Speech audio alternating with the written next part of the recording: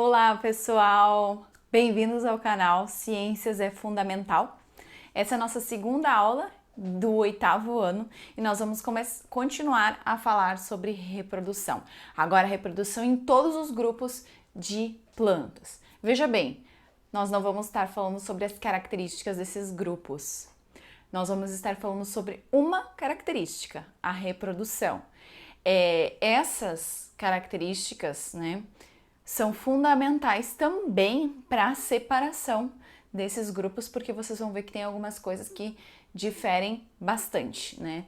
Digamos, de estratégias evolutivas e adaptação ao meio onde esses seres vivos vivem, né? Então, nós vamos começar com as briófitas e pteridófitas. Destacando a principal característica desses dois grupos é que ambos precisam de água para que ocorra a fecundação. Então, eles possuem gametas masculino e feminino. O masculino é chamado anterozoide e o feminino é chamado oosfera. O gameta masculino precisa nadar para fecundar e por isso ele é chamado de livre e natante, certo? Então, vamos ver como exatamente isto acontece. Vou pegar o livro de vocês para ir seguindo aqui e não perderem um detalhe. Então, nas briófitas, que são conhecidas mais como musgos, nós temos a parte gametofítica, é essa partezinha verde que nós vemos aqui, tá? Por que chamada de gametofítica? Porque ela produz gametas, produz o gameta masculino e o gameta feminino. E é ali que vai acontecer a fecundação. Poxa, mas como é que vai ter água aqui, né? Através de gotas do orvalho ou gotinhas de chuva.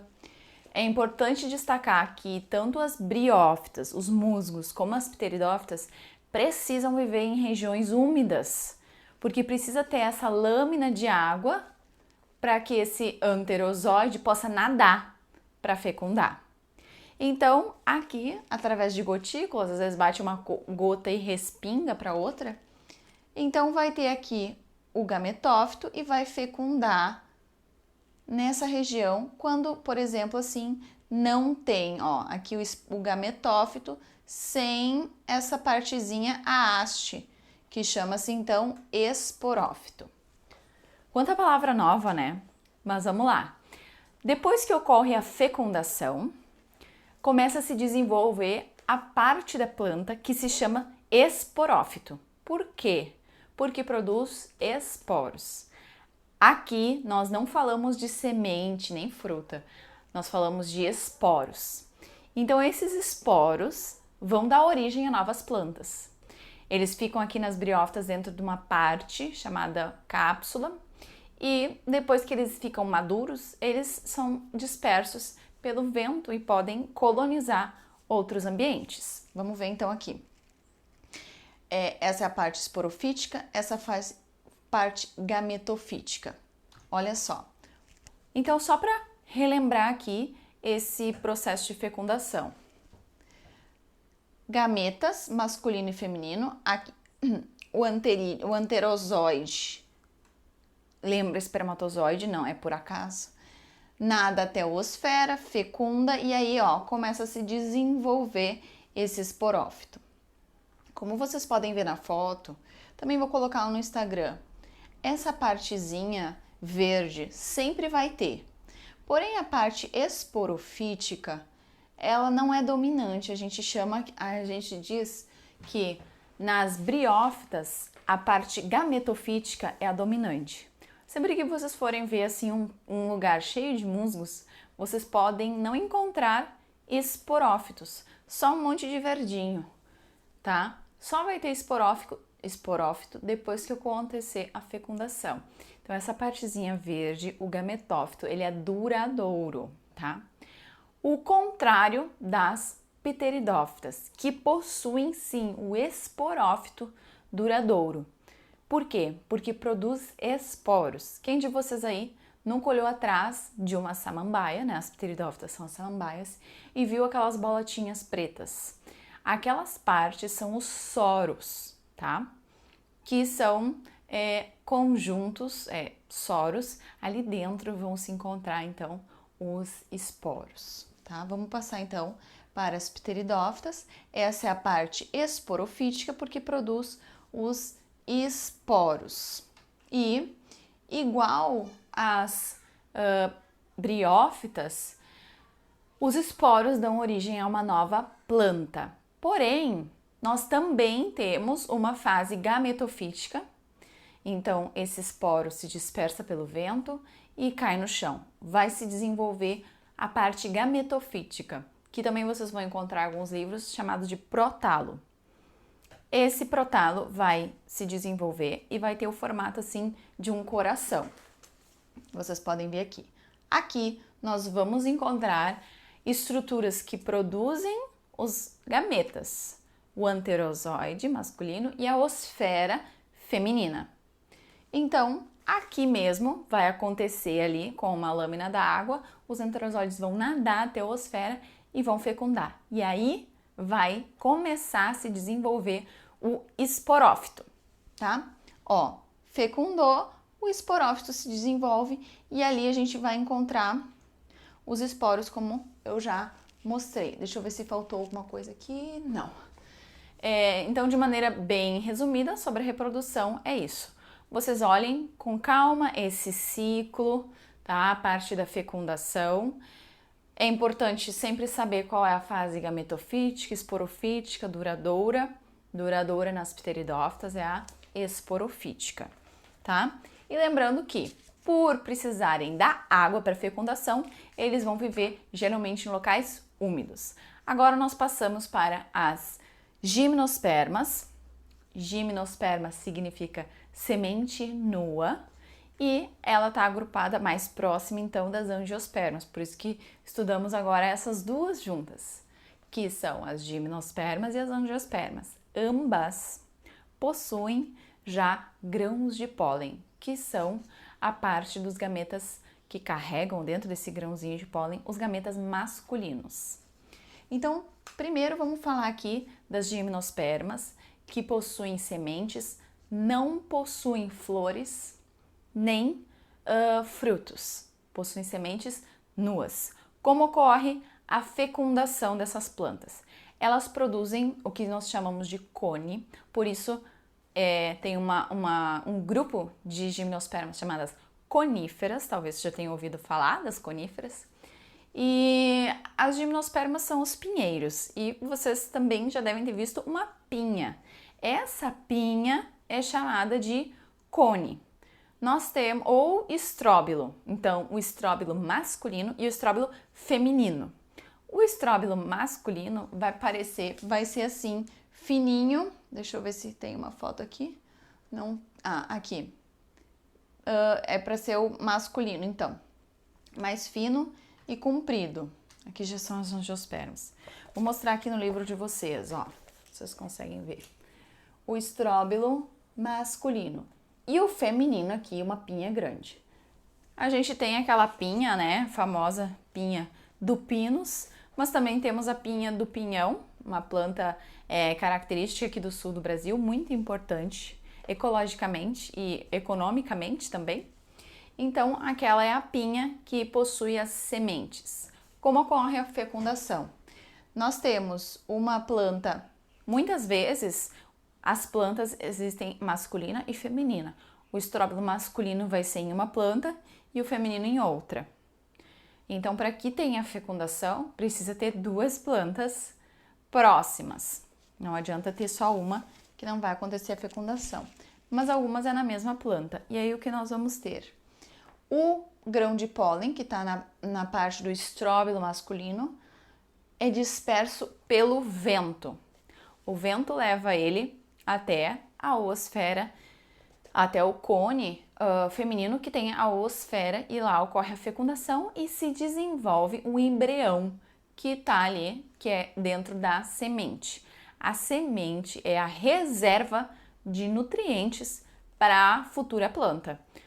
Imagina um pinhão quando cai no chão, ele é gordinho, né? Tem aquela reserva de nutrientes e dali ele começa a se desenvolver antes de ter as primeiras folhas e poder produzir seu próprio alimento. antes de poder fazer a fotossíntese, né? Então ele vai consumindo aquela reserva. Então as sementes são a reserva de nutrientes do embrião. Sim, embrião, igual nós falamos para seres humanos, para animais, né? Depois de acontecer a fecundação, nós temos o embrião e isso é a semente das plantas. Aqui é importante destacar também que as coníferas, na semente delas, sempre tem essa parte da asa, porque elas podem se dispersar pelo vento, a semente, né? Algumas caem, algumas, que nem o pinhão, podem ser até dispersas por vários animais, aves ou roedores, outros animais, tá? Esse grão de pólen também, na fecundação, destacar aqui que ele desenvolve o chamado tubo polínico, que é uma partezinha que vai indo para dentro para poder chegar até lá no fundo, no embrião, tá? E aí nós passamos para o nosso último grupo de plantas, que são as angiospermas, são as plantas que possuem flores.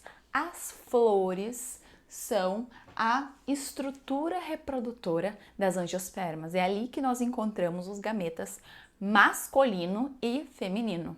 Qual é o masculino mesmo? O pólen. E o feminino vai ser a oosfera, ou óvulo também, o ovário e o óvulo que tá ali. Eu trouxe aqui uma para vocês, ó, mostrar também. Ela é um pouco diferente dessa do desenho, porque, não sei se vocês vão estar enxergando bem, todas essas partezinhas aqui são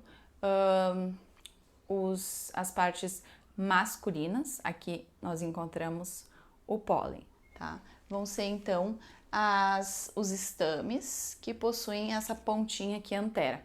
Eu vou tentar tirar uma foto bem de perto, porque dá pra ver direitinho que eles são exatamente assim.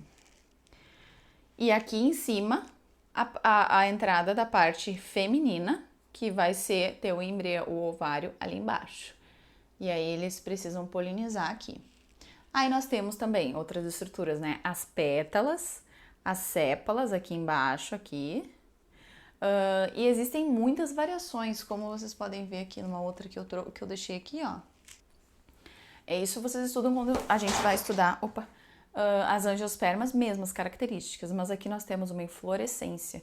Aqui tem um monte de florzinhas, consequentemente um monte de partes masculinas e femininas. Aqui dá pra eu ver os grãos de pólen. Eu vou ver se vocês conseguem ver no meu dedo. Olha só. Será que vai dar pra ver? Não sei. Mas aqui ficou tudo amarelinho, cheio de grão de pólen. Vou botar aqui na minha blusa. Olha só. Cheio de pólen. Também tem outra aqui dando flor. Vou pegar aqui pra vocês verem. A nossa mascote. Um cactus, também são angiospermas. Tá começando aqui a abrir a flor, vai ficar bem grandona. Elas ficam grandes, não sei se essa vai ficar, mas elas ficam grandes. Então, ocorre a fecundação e aí nós temos o desenvolvimento do fruto. A semente é a parte do ovário quando fecundado. Então, fecundou, se desenvolve a semente, lá dentro tem um embrião e também a reserva de nutrientes para esse embrião, tá? E a parte de fora, nós temos o fruto, que é o desenvolvimento do ovário. Vocês vão ver, vocês podem estudar mais a fundo, que algumas vezes se desenvolvem outras partes que não são ovário, e aí nós temos a parte chamada plantas, temos frutos chamados pseudofrutos, tá? Então aqui nós temos as sementes, e aí nós temos então, o fruto ao redor. E aí também tem o desenvolvimento dessa semente que chama-se de cotilédone. As angiospermas são separadas principalmente em dois grupos, as mono e as dicotiledôneas. Monocotiledôneas, principalmente aquelas com folhas finas, como coqueiros, gramas e milho também. Eu trouxe aqui só que já tá mais para lá do que para cá. Um exemplo daquele experimentozinho do feijão, né? O feijão é uma dicotiledônea, porque vocês podem ver aqui os vestígios, não sei se vocês podem ver, tá? Da semente aqui, fica uma para cada lado. Esses eram os cotilédones, então nós temos 2 cotilédones dicotiledôneas, que são para diferenciar os grupos, mas são então a reserva de nutrientes dessa semente, tá? Vamos ver aqui o que mais. Acabou aqui. Aí nós temos outra questão importante, que é a dispersão de sementes das angiospermas. Elas adotam diversas estratégias, pode ser através de animais, pode ser através da água, do vento e assim por diante, né? Tem também as flores, às vezes desenvolvem néctar para atrair insetos polinizadores, insetos ou aves ou morcegos polinizadores de maneira geral, para poder fecundar. Nem sempre essa fecundação ocorre simplesmente pelo vento. E uma questão para finalizar aqui o nosso vídeo, a importância da reprodução sexuada para a variabilidade genética. Apesar de muitas plantas se desenvolverem por reprodução assexuada, por exemplo, simplesmente um galho que tu quebra e brota, então é um clone daquela planta, porque continua sendo a mesma planta, só que um pedaço crescendo em outro lugar. Mas, então a reprodução sexuada coloca variabilidade genética, que significa que eu vou ter uma mistura do material genético da planta pai e da planta mãe, né? Das partes masculina e feminina, para formar então esse embrião. Isso vai ser vantajoso na resistência de pragas, por exemplo, às vezes até inseticidas, né? Inseticidas é para insetos. Venenos que se bota, como é que é? Agora me fugiu o nome. Para capim, né? Que se usa muito para as gramas. A variabilidade genética pode conferir resistência a esses agrotóxicos também. Imaginem que tem um vírus atacando uma planta e são todas exatamente iguais, todas morrem iguais, né? Ou imagina nós, no caso dos nossos seres humanos, agora pandemia, um vírus atacando. Existem pessoas que podem ser mais resistentes, têm uma imunidade melhor, outras mais frágeis. E isso vai dizer como que a doença vai se desenvolver em cada indivíduo, né? Então, nós somos, obviamente, um exemplo de espécie com reprodução sexuada e variabilidade genética. Igualzinho, essa importância se dá no grupo das plantas. Espero que vocês tenham gostado da nossa aula de hoje, tá bom? Não esqueçam de ler o livro, revisar esses principais conceitos, que são bastante conceitos novos, né? Os próprios nomes dos grupos, né, de plantas. E, enfim, era isso. Bons estudos. Até a próxima. Um beijo!